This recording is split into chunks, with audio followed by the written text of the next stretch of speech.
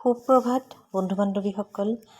এতিয়া যিহেতুকে কঁঠালৰে বতৰ, আপোনালোকে নিশ্চয়কৈ কঁঠালৰ বিভিন্ন ধৰণৰ তৰকাৰী ৰান্ধি খাইছে।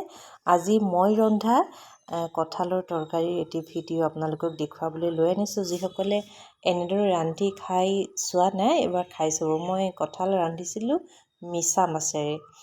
মিছা মাছৰ লগত কঁঠাল ৰান্ধিলেও খাই ভাল লাগে।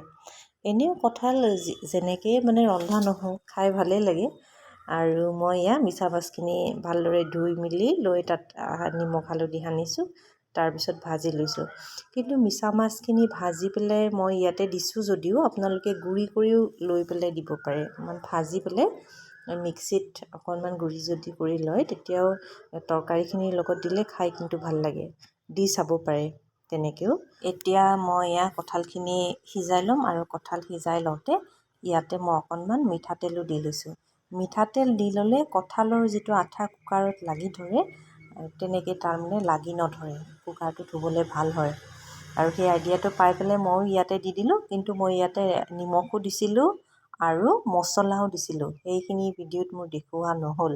আপোনালোকেও দি ল'ব, তেতিয়া তাৰমানে কি হয়, কঁঠালখিনিত সোমাই যায় নিমখখিনি সোমাই গ'লে খাবলৈ বেছি ভাল হয়।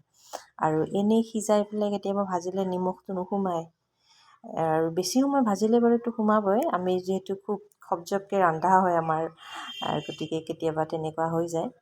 এতিয়া মই কেৰাহীত তেল গৰম কৰি ফোৰণ, পিঁয়াজ, জলকীয়া, তেজপাত আৰু মছলা দিছোঁ। মই ইয়াতো জিৰা, ধনিয়া আৰু অকণমান জলকীয়াৰ গুড়ি দিছোঁ, দি পেলাই ভাজি লৈছোঁ। অলপ ভজা হোৱাৰ পিছতে এতিয়া ইয়াতে মই সিজাই লোৱা কঁঠালখিনি দি দিছোঁ। মোৰ কথাৰ মাজে মাজে আপোনালোকে নিশ্চয়কৈ গাড়ীৰ শব্দবিলাকো শুনি আছে।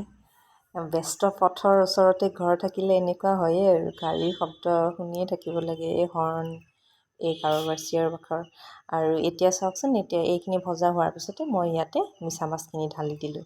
মিছা মাছখিনি অকণমান এতিয়া ভাজি ল'ম। ইয়াতে গোটেইখিনিৰ লগত মিক্স কৰি দি পেলাই ইয়াতে অলপ পানী ঢালি দিলোঁ। আৰু পানী ঢালি অলপ সময় উতলিবলৈ দিম। 10-15 মিনিটমান উতলিবলৈ দিলে কম জুইত। আৰু ইয়াতে অকণমান গৰম মছলা দি দিছোঁ। তাৰপিছত হৈয়ে গ'ল আমাৰ তৰকাৰী।